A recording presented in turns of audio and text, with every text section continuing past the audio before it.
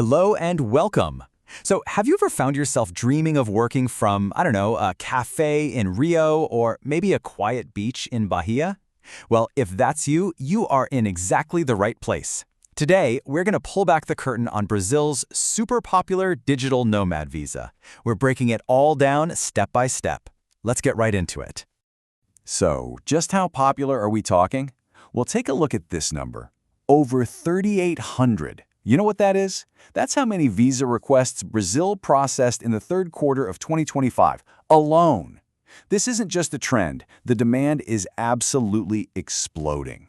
And this chart really just says it all, doesn't it?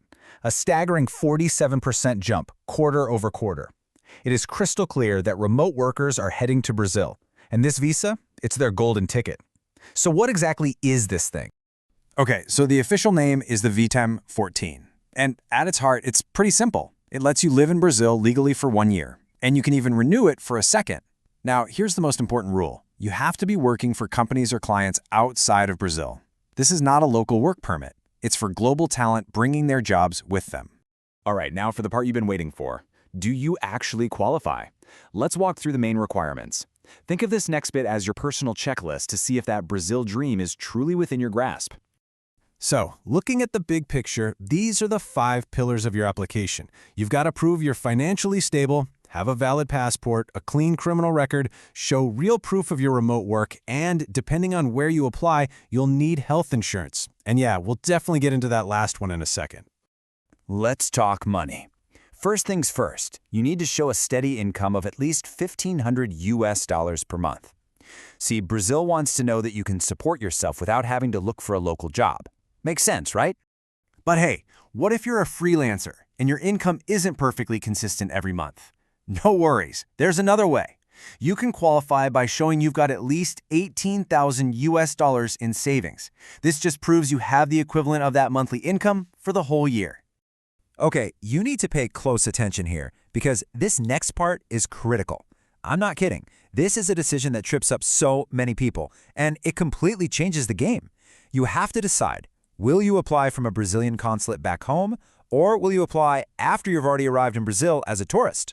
And this right here shows you the trade-off. If you apply from abroad, you absolutely need health insurance, but some consulates might be cool with your documents in English.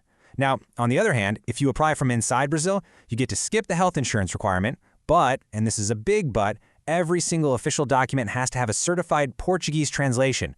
No exceptions. This choice shapes your entire plan. You know, knowing the rules is one thing, but knowing how to avoid the common mistakes, that's what gets your visa approved. So let's run through the 6 biggest errors people make, the ones that cause delays and denials, so you can just sidestep them completely.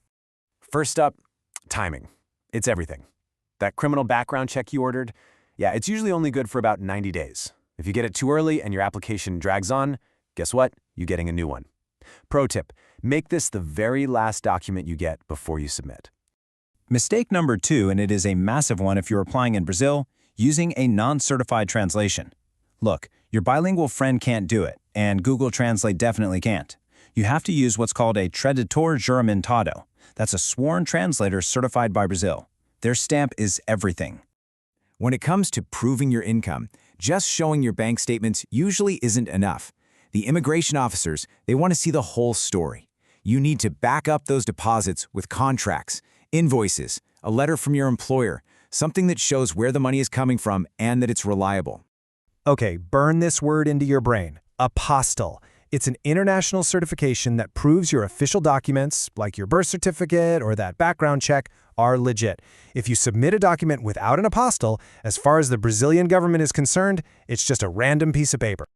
Now, if you're applying from a consulate abroad, remember this. You need real health insurance, not just basic travel insurance. Travel insurance is for lost luggage and canceled flights. They need to see a proper international health plan that specifically says it covers you in Brazil for medical care.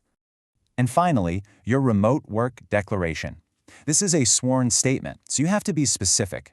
It's not enough to just say, I work online. You have to explicitly state that you work for foreign clients, that you will not get a job in Brazil, and that you do your job using technology. So now that you know all the traps to avoid, let's really zoom in on the 2 areas that give people the biggest headaches, getting those documents apostilled and putting together your proof of income. So yeah, let's just be crystal clear on this. An apostille is like a global seal of approval. It's an official sticker from your government that tells the Brazilian government, yep, this document is real. And the order is always the same. First, you get the original document. Then, you get it apostilled. And only then, if you need to, do you get the whole thing translated. And for proving your income, one size does not fit all. This table breaks it down perfectly. If you're a remote employee, they're going to want to see your contract and your pay stubs. If you're a freelancer, get ready to show 6 months of bank statements plus your client contracts and invoices. And for you business owners out there, it's all about proving your company is legit with registration docs and business bank statements.